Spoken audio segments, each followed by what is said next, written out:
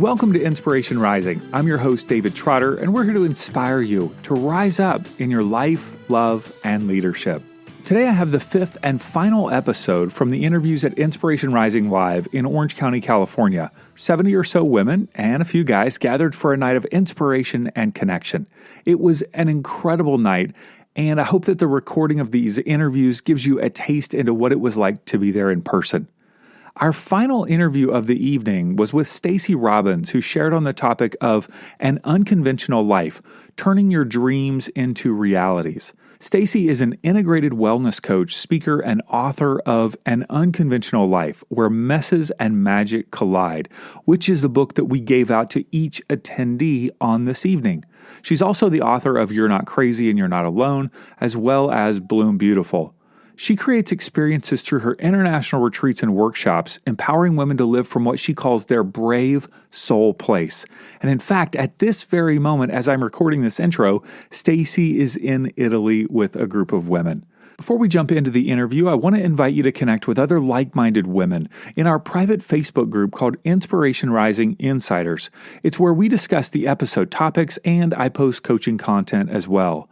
You can find it by going to insporising.com/insiders. That's insporising.com/insiders. Answer a few questions and we'll invite you in. All right, let's join the audience at Inspiration Rising Live to hear from STACEY Robbins. There are certain cultural paths that we just walk down in life without even realizing we're walking down them. The things that we eat, the clothes that we wear, the places that we go, the ways that we educate our kids, all of these things. And yet you have chosen to live a very unconventional life. I know this personally. I talk to STACEY like every other day. She's a very close friend, and you share all about your unconventional life in your book. But why?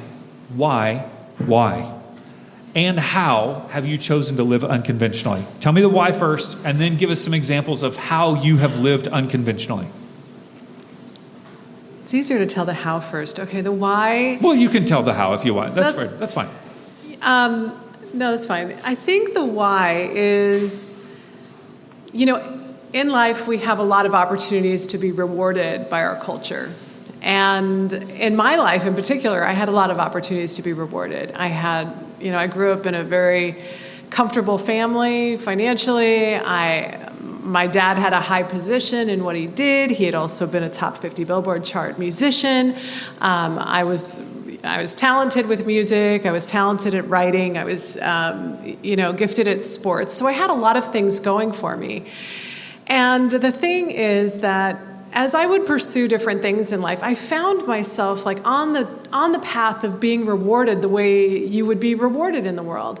But then there was always or often some twist or turn that I didn't end up with that full reward. And it gave me pause. I think when you're on a path and you're on a track that is supposed to lead to a certain outcome, but then there are twists and turns, it can give you pause. That was probably one of my reasons why, is that I had enough things that were like, boom. And it's like, why? What's going on? And not only why did I not get that, it's like, what did I get spared from? Like, I asked big questions. I also went through, unfortunately, a lot of traumatic circumstances that I had to process on my own because I was threatened to not talk about those things. And whether it was the pride of my family that I wasn't allowed to talk about it because of our reputation, or it was because of, what was going on. It was a warning, don't do this or it'll be worse. Don't share with anybody or it'll be worse. So I really had to go inside. I had this really deep spiritual conversation. And in those times of being reflective and trying to find your way through muddy waters and dark nights, you get to ask yourself some questions that maybe a 12-year-old, a 15-year-old, a 20-year-old wouldn't normally ask. So why do I live unconventionally? Because I had some really extreme circumstances that called for my attention, and I had some places in my life that were unrewarded, and that gave me pause. So I think those are, other than the obvious answers of maybe that was my destiny or that was my calling to live unconventionally. I don't know. All I know is that that's sort of my circumstantial why. And how do I live unconventionally? Oh, David, let me count the ways. Let me see. The first thought is okay, we pulled the the breakers off and lived without electricity except for 2 breakers on for 4 years with my family. We did an indoor camping experiment. And let me tell you, that first night when you put all the candles out and it looks all beautiful, but then you trip your way over Legos and you make up new vocabulary words for your kids to know, and then you sit down on the toilet and to poop and you nearly light yourself on fire with that candle. You learn a lot of things in your unconventional life. So, we did that. The way I healed my son. Why did you do that? That's more. We have more. Let me tell you a couple more hows, and then I'll answer why. All right. So things like when my son was going through some bullying at his private school, which was kind of an unconventional private school where you would think bullying doesn't happen. It happened, and he ended up with PTSD. And during that same time, my younger son was injured in a soccer accident, and he was in a wheelchair. My husband's division sold, and everyone lost their jobs, including him. And everyone's looking at me like, heal us, fix us, make the money for us. Can you just be Superwoman? And I was like, I went and I laid on my bed and I looked up at the ceiling. But I put my head where my feet go because my life felt like it was upside down. So I put my head where my feet go on my bed and my feet by the pillow. And I looked at the ceiling and I was like, if I could do anything, without worry or regard for time, money, or opportunity, what would I do? And I dreamed from that place. And so I decided to sell almost everything, take the kids, and go on a book tour across the U.S. buy one-way tickets to Italy, because I'm like, shit, you can heal with gelato and wine just as easily as you can heal down the street from where you were hurt, right? So things like that, or that I chose to feed my kids with an organic garden outside, or I chose to drive an older car so that there would be, money for going to the doctors because of a health bump that I was going through, or for experiences. No television. Oh yeah, we didn't raise the kids with television. We haven't had a TV in the house for 23 years, except for a couple of times I pulled it in from the garage when the elections were going on about 16 years ago. Yeah, so I'm sure there are more things, but they're so normal to me that I don't know what's unconventional anymore, But I just kind of look at I look at those things that happen in life, and I don't try to think outside of the box. It's just how Stacey's wired, Mm-hmm. Your subtitle of the book is Where Messes and Magic Collide. So how would you describe messes? What are messes? What is magic? And what happens when they collide? Okay, so for an example, tonight I was the lost bean. I went to the wrong lost bean. It took me an hour to get there from Seal Beach, and I was there really excited to be there.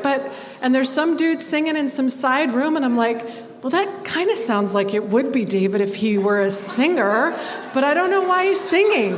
And so I went in, and it's totally the wrong place, and it's the wrong time. But as I walked in, a guy who I know from Italy was sitting there and said, Stacey. So, this is my whole freaking life, you guys. It's like, oh, whoops. And it's not like I'm a dingbat, because I'm not a dingbat. But I just left my family. I left my 17-year-old at home, and it was that weird gap between me leaving and my husband arriving, and he has a fever, and he's nauseous.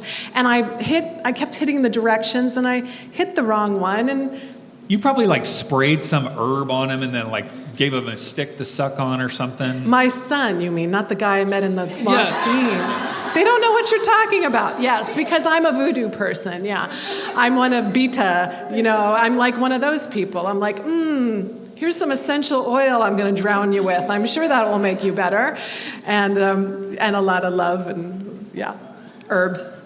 So that's messes and magic. You literally saw a guy. You saw a guy from Italy. Yeah, I walk in. He's like, Stacey. I'm like, Luke, aren't you in Italy? He's like, no, I'm here. I'm like, duh, obviously he's here. Anyway, but what is really fun is that's what this whole book is about. You guys, you don't even know. My inner soul restlessness that I didn't even realize I had went away after I birthed this book. He says that I've written 3 books. I've actually written 7, but there are 3 out there right now. It's okay to be wrong, David. I love you. But the thing is that there are those stories in every chapter, and I knew these stories they were for me because I'm important, and they're for you because you're important. And so when I wrote them, I was like, this life I've lived isn't just for me.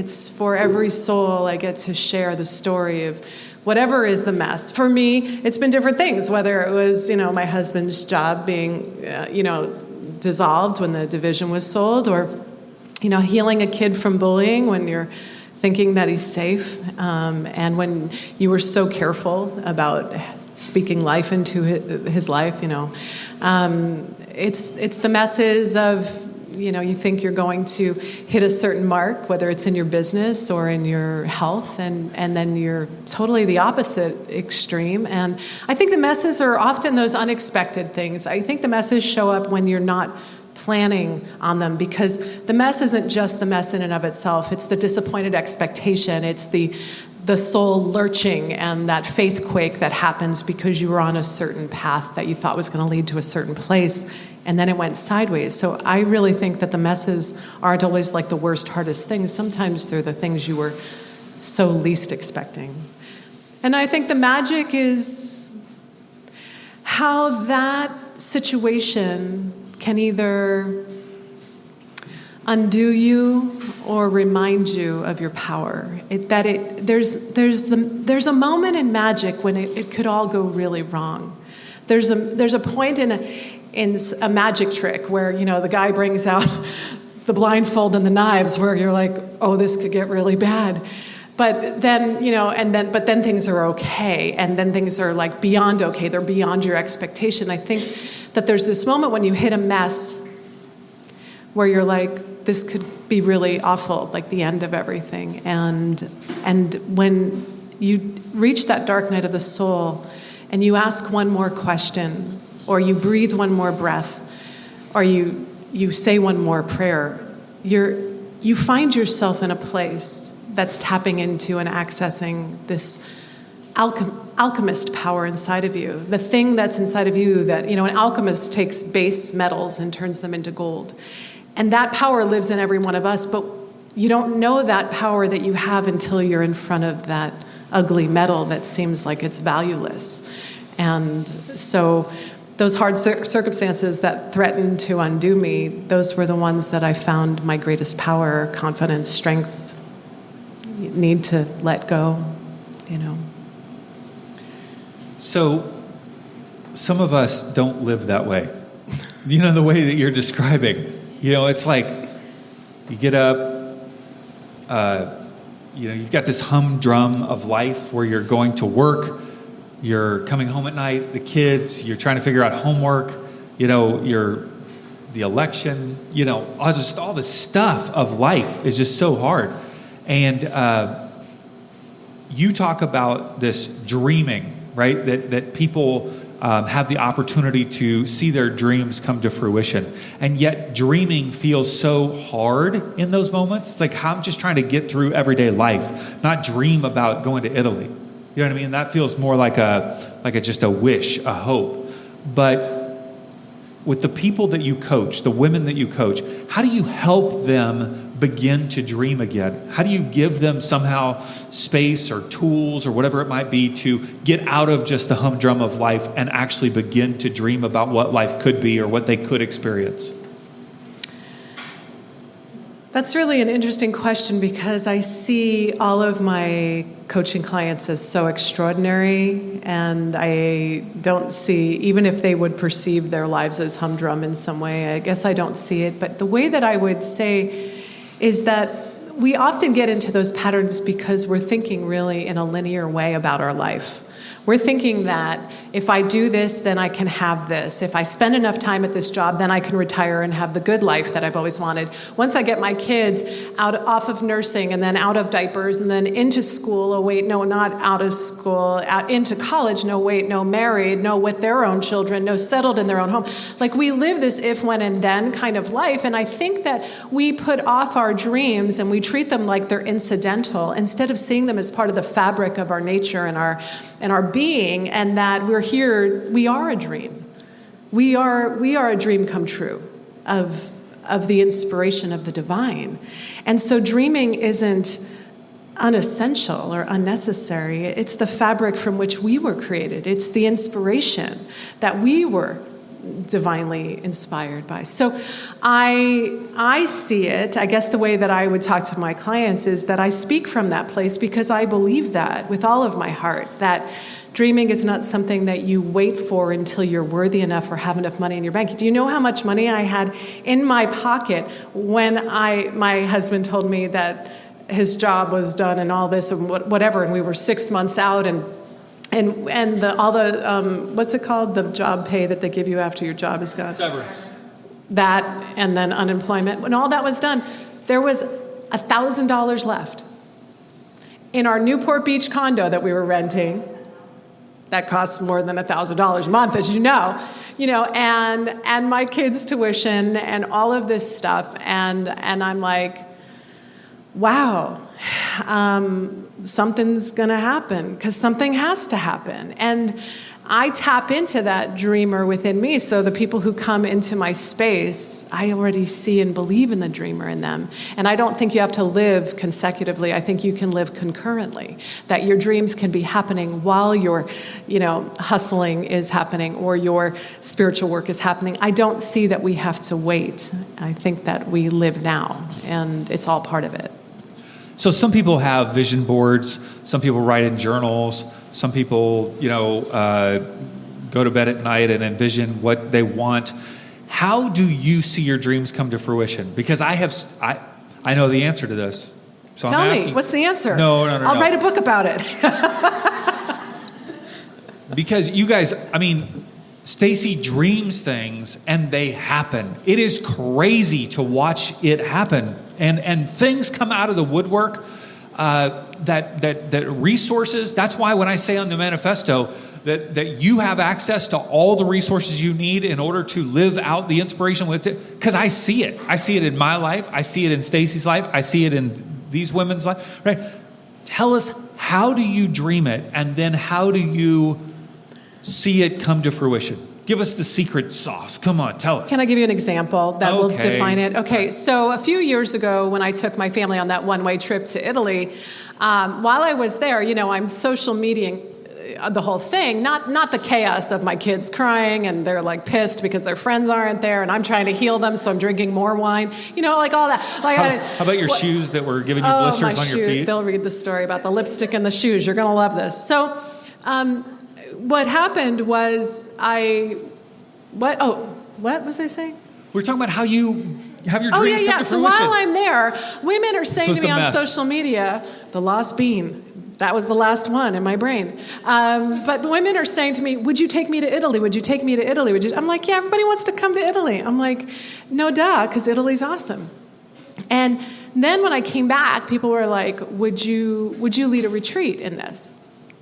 And I was like, no, I'm going to do one of my 100-day Taoist practices. I'm going to write a new book about my adventures, and y'all can go to Italy by yourself. And so I have this practice daily of writing stream of consciousness journaling. And it's just a brain dump. I learned it 26 years ago from Julia Cameron in the book, The Artist's Way. So I've been doing it that long, on and off, right? It's changed my whole life. It's like therapy for just the price of a journal and a pen. And so I would journal every day because I wanted to brain dump and get the crappy stuff out and have room to write the book. And I'm writing, and I hear, I'm going to lead a retreat in Italy. And I'm like, no! And I'm like, no! And then I was like, and the first person I'm going to invite is this client. No, don't. And then I'm like, and it's going to be in this gorgeous villa, and there's going to be enough bathrooms for everyone who has perimenopause like me to pee in 20 times like I just did back there.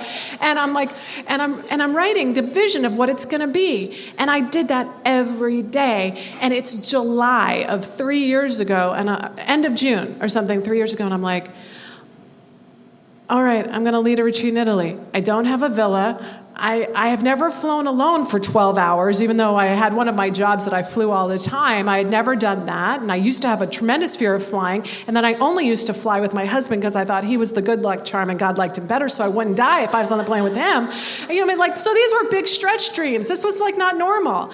And I wrote this all down, and then I was like, all right, so I'm going to approach that client who I think would be the the person who would come, and I'm going to build the whole retreat around her. And I asked her, and she was like, I'm in. And she put the money down, and I was like, oh, I guess I have to do a retreat. So I just kept asking people, and within 2 months, I filled the retreat, And then I took these women to Italy, and I was like, this is pretty groovy. I'm going to do this again. So that is to probably give you a picture of what the process is for me. It's like I journal it, I think it. And then what happens, like my trip with my kids, like with my trips to Italy or with writing the book, when I lose my vision after journaling and after activating them and after hitting the walls like all of us hit and having the doubts and wondering if you're the one and know someone better than you should be worthy of this experience, not you, you're the loser, duh. And after you go through all those, what happens is I lie down on my bed or I have a conversation with the divine and I'm just like, help me see it. And I lie there in my bed until I can see it like I'm walking in it. And that's how my dreams come true, because they are true for me. And when I'm in Italy, I'm not surprised to be in the villa like, whoa, this is me. I'm so fancy. I'm like, of course I'm here. I dreamt it, and now I just needed to get on the plane. Do you understand? It's like that's how I live my dreams. So powerful. And I see you doing that every day. You're dreaming. You're helping others dream. You help me dream. Thank you. We've talked about this evening for months. And look at this. I know. You all are so much a part of my heart and David's vision, and you're really extraordinary. Thank you for bringing us together. I know you're going to say something nice about me, but I have to tell you, I love you, David Trotter, and you are a force in the world that really brings greatness together for the sake of greatness being actualized. And so thank you. Thank you. I appreciate that. Thank you.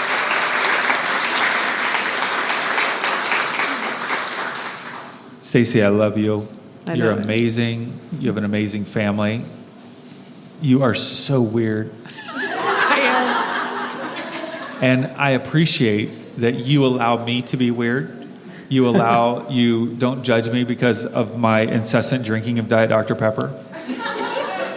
You don't judge me because I eat Chick-fil-A macaroni and cheese.